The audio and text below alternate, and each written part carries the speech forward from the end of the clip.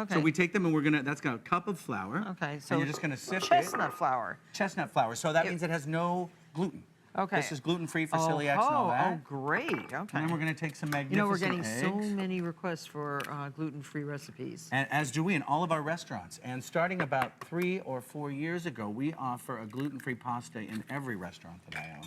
Okay, Unfortunately, we don't have a gluten-free pizza because flour just doesn't work that way. Oh.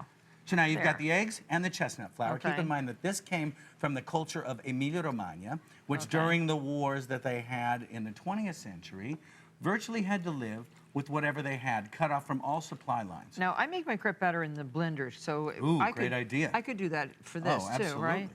And then it really incorporates all the ingredients, and you let it stand. Do you have to let this stand a little bit? Yes, always. You want to let it stand for at least 15 minutes, and it's going to be good for you. Good. Okay, so now I have fresh ricotta, so either crepe batter, sheet, you let sit for 15 minutes to overnight. Right, okay. we have that here. Oh, there, we have a nice So smooth here one. we have fresh ricotta. Oh. Ricotta is now, a byproduct of real cheese. where are you getting your ricotta in New York? We get it from any one of the suppliers. Artisanal, we get it from Murray's, we get it from... Even Whole Foods has a really good. But all of the places you go in, you make sure you don't get the one that looks like it's been sealed for a long time. There's a brand called Calabro that's really delicious. It's made locally, and it's really delicious. And that's what this one is. What we did is we drained it just by putting it in a colander for an hour, because you want to get out a little bit of that extra liquid so that it's got a firmer texture. And then mixed with honey. And then we're going to take just a little bit of honey. Let me come over here while you're doing that. That's chestnut honey. So that you continue that kind of smoky woodsiness that we really like. Now, I planted a whole lot of chestnut trees on my farm. Great. And I have a lot of bees, so I'm going to put a beehive over by the chestnut trees. Then you're going to be very, very happy. And I'm going to get chestnut honey. Isn't all right, so that gets mixed into that. Okay.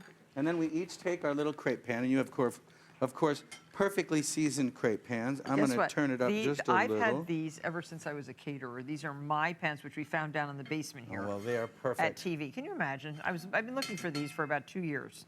Well, and they're down in the basement of television. I'm glad I showed up to help you find them. Thank you, I was down there in the basement of television looking around, and I bumped into these. So one scoop? One scoop's good, and you want to make sure you spin it around. And we're using clarified butter? I think we're using extra virgin olive oil, I hope. Oh, we are? Oh, we're using olive oil, that's right. That's my big thing. You know, I get kind of crazy about those ingredients. Okay, now are you growing olive oil now these days? Yes, we have olive oil plants in our Maremma Fattoria. Mario is into how many restaurants? 14. It was 2 pages long, the rest. Yeah, well, they get carried away with making the list look good.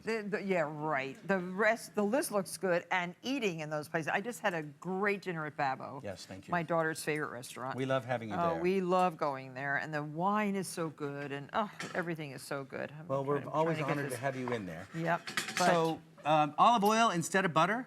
We used milk, but keep in mind the original recipe, because they were poor, was water. So chestnut flour and cold water and maybe an egg, and maybe sometimes even not an egg. Right. In which case then it came out this very odd, almost rubber, gelatinous thing. Look, it's cooking really well. Cooking beautiful on your perfect pans. Okay, so and here we have our beautiful...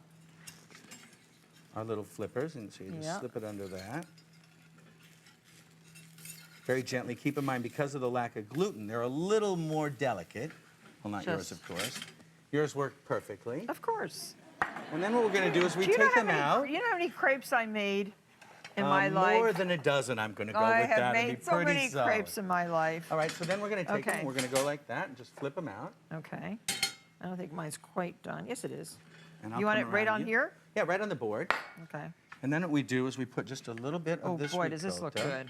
Now, if you didn't want to make this a dessert-y kind of a thing, you could make it an appetizer, and instead of putting honey inside, you would actually put Parmigiano Reggiano, or if you wanted to put any other kind of cheese, or just chopped herbs, right? Okay.